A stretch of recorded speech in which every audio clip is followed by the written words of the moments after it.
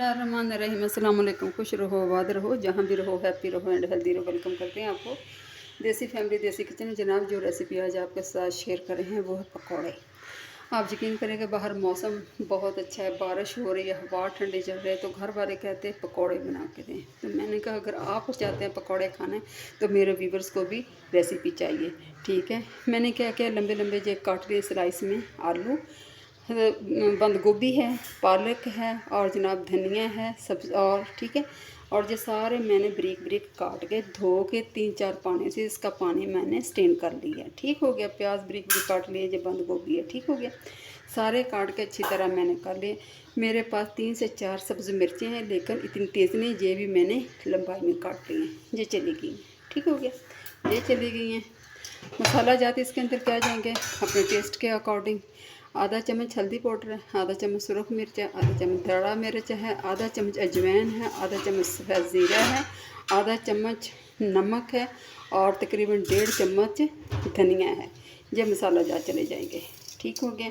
बेसन डालेंगे बहुत कम मकदार में, सिर्फ इतना है डालेंगे जितना इसमें ज़रूरत है।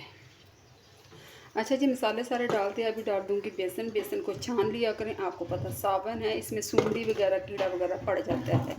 आपने इस बात का ख्याल रखना, स्टोर नहीं करना, बस उतना सा लाएँ जितने आपको ज़रूरत है। ठीक हो गया।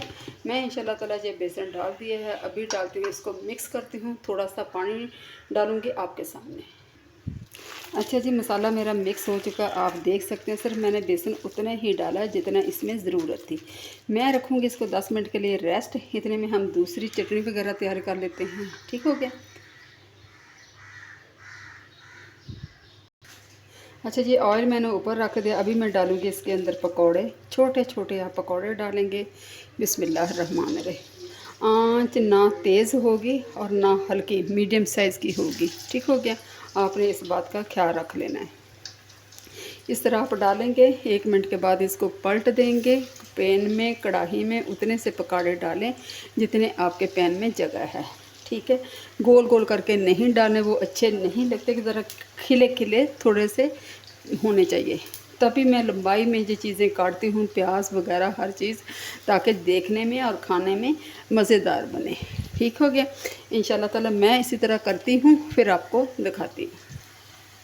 अच्छा जी, 1 मिनट हो चुका है, पकौड़े हमारे ऊपर आ चुके हैं। अभी मैं इनको दे देती हूँ पलट।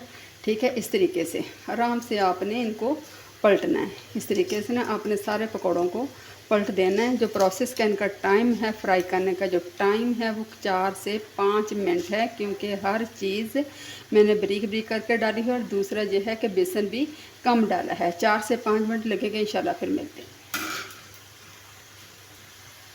अच्छा जी, 4 से 5 मिनट हो चुके हैं। अभी मैं पकौड़े निकाल लेती हूँ। आप माशाल्लाह कलर देख सकते हैं।